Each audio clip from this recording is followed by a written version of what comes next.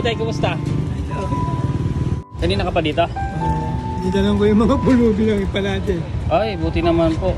Tay, may mga nagbigay kasi ng pera ulit. So, bali, may isang nagbigay na babae. Ayaw niya magpabigay ng pangalan. Parang ka na lang. Yung isa nagbigay ng 100 pesos. Tapos, may nagbigay ng 180 pesos din, si Ma'am Donna. Meron nagbigay ng 500 ulit, si Ma'am April Joy Otor.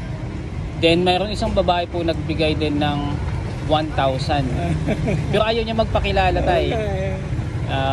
So shout out kay Ma'am, salamat sa mga nagbigay. Bali 4 silang nagbigay. So 1,000 pesos yung anonymous natin.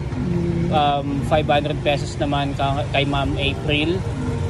180 pesos kay Ma'am Donna and 100 pesos din sa ayaw magpakilala din. Ayaw nang i-mention sa So bali ito na yung part 5 ng video natin. So Tay, bago ko iabot sa iyo, may masasabi? Sabi ko dyan, salamat, maraming salamat sa tulong niyo sa akin. Sa mga natin Tay, sa lahat ng nagbigay sa iyo, yung mga nauna pa, may gusto ka bang sabihin? Simula part 2, part 3, part 4 ng video natin, madami nagbigay, no? So may gusto ka bang sabihin sa kanila? Ano ba yung ginawa mo sa pera? Ano ba yung mga nabili mo? Or ano ba yung plano mo doon? Yun nga. Doon sa mga friends natin na ako nagbigay sa atin, ngayon yung mga natin sa pera, ang ginagawa ko, iniipon ko. Yun. Baka magkaroon ng time na magkaroon tayo ng kahit na puhunan para makapagkaroon. Ano po ba yung puhunan na yun, Tay? Gusto nyo magkaroon ng puhunan ng tindahan? Or yung empanada din? Hindi, yung gusto ko maging puhunan yung bang bibili sa kanta. Ano pangalan mo? Yung mga kwek-kwek, gano'n? Hindi yung mga fishball? Meron pa rin. Kikiam? Meron pa rin. Hindi.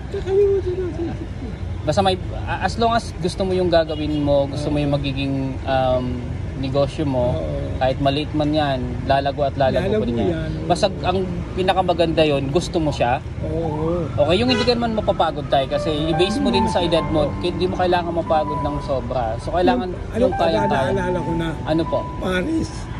Gusto magluto ng pares. Mangyari kasi ang pares, hindi ka masyadong portado. Mangyari ang pares sa hapon. Ngayon, makakagawa ka sa araw, hindi ka portado. Sa ilang hapon, hindi ka so yun po yung gusto mo.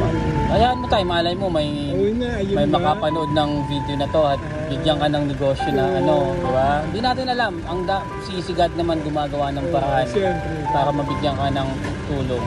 Para hindi ka na naglalako, at least nakapwesto ka na lang. Nangyari yun, hindi ako pagod. Nangyari sa umaga, mamimili ka ng gamit, di ba? Luluto mo ng konti, tapos pahinga lang sa hapon, operate ka na. Tama. Nangyari, hindi na pwede sa akin yung maghapon gawa. Oo, maghapon nakatayo ka, naglalako. Malay mo Tay, magdasal lang tayo kay God, di ba?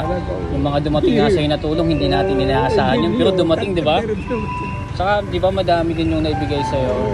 Saka lahat yun, binigay ko sa'yo. Wala akong doon, para sa'yo talaga yun. So kung... Yung naman na kayo nagsama sa laman ko,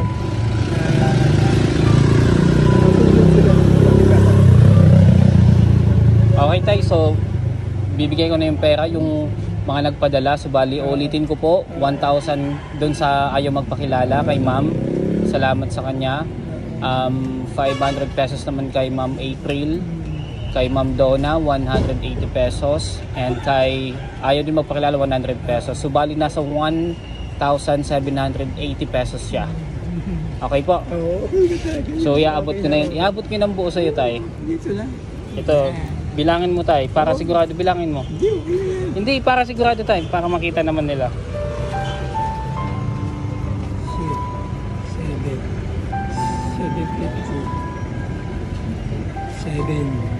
750. Plus may 10, 80. O bali, 1,780 pesos.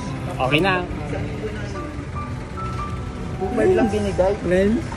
Oh, maraming salamat ulit sa malaking tulong mo sa akin. Mga friends. Sa mga nagmamahal sa'yo. Okay na tayo. Thank you. Ingat ka lagi. Ay, salamat pala tayo sa pagbigay mo ng mga pagkain mo na empanada sa mga pulubi. Tama po yan. Gumawa ako ng 10. Mangyari nag-aabot sa akin eh. Pag ako naglalakad. Kasi tingin naman yung panada. Gumawa na ako. Saludo sa'yo tayo. God bless sa'yo tayo. Salamat. Ingat ka po lagi. Uwi ka na tayo. Wala ka na paninda, di ba? Uwi ka na. Ingat po.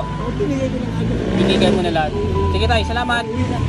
Next time ulit kapag may mag-abot, Sige. ibibigay ko sa'yo. Salamat po. Bye-bye. Ay, dito na ako. Sige ba. Ingat ka.